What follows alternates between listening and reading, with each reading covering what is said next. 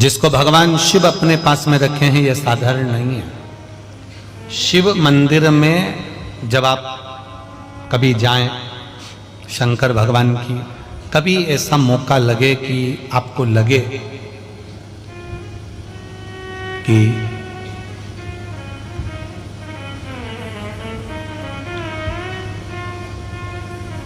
कहीं आपका यश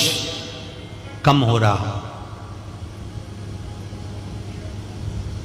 आप जानते हो कि मुझको यह काम करवाना है और यह काम आगे हो ही नहीं रहा है, यह फाइल आगे बढ़ ही नहीं रही,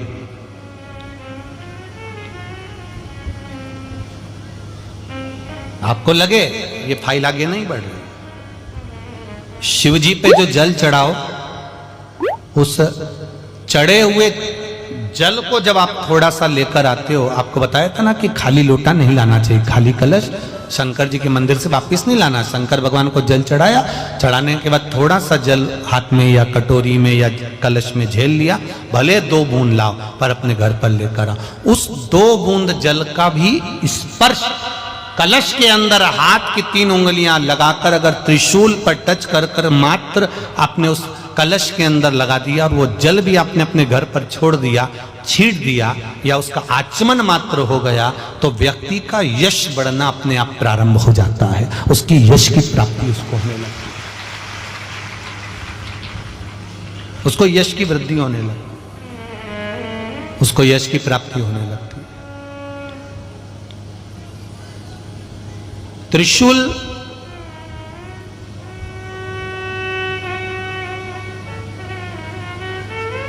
का दान, त्रिशूल का स्पर्श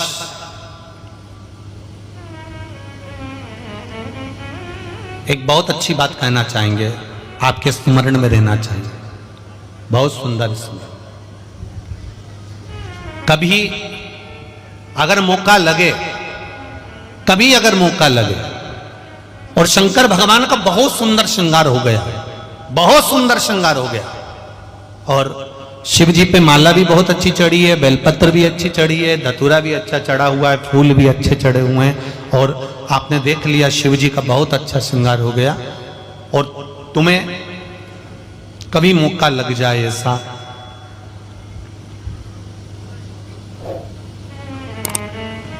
और तुम्हारे पास में एक अच्छी सुंदर सी माला हो पुष्प की, तो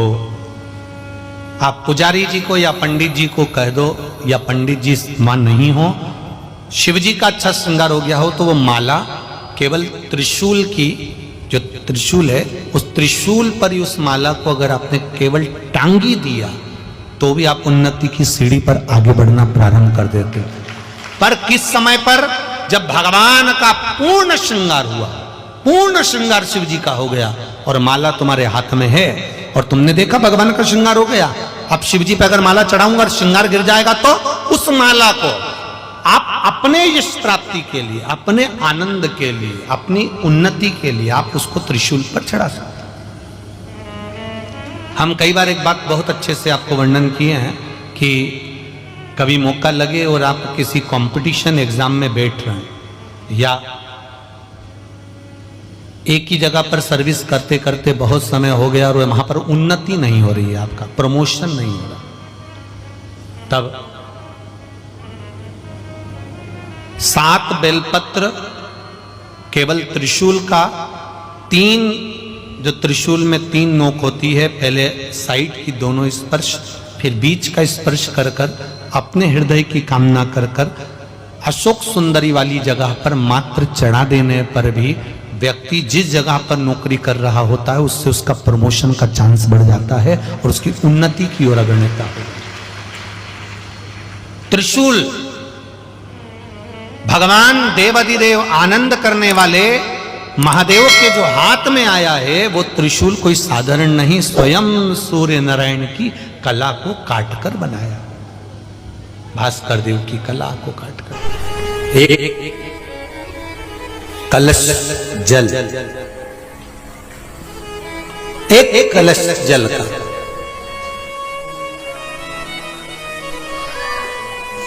एक बेलपत्र, कभी कोई विशेष कार्य है, अटक रहा है, बहुत दिन से लगे हो, नहीं हो रहा, एक कलश जल, एक बेलपत्र। शिव मंदिर में जब बेलपत्र लेकर जाएं, बेलपत्र रखी सीधे हाथ में, उसके ऊपर रख लिया कलश, उसमें जल भरा हुआ हो, अपनी कामना कर कर मंदिर में पहुंचकर कलश को उल्टे हाथ में लेकर बेलपत्र को पहले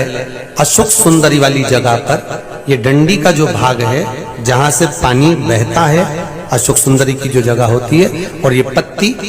उस जगह पर उसको रख दें, अशोक सुंदरी वाली जगह पर, और शंकर भगवान को सीधे हाथ में जल लेकर अशोक सुंदरी वाली जगह पर जल समर्पित कर कर शंकर भगवान के चारों ओर जल छोड़कर फिर शिव जी के शिवलिंग पर जल समर्पित करें।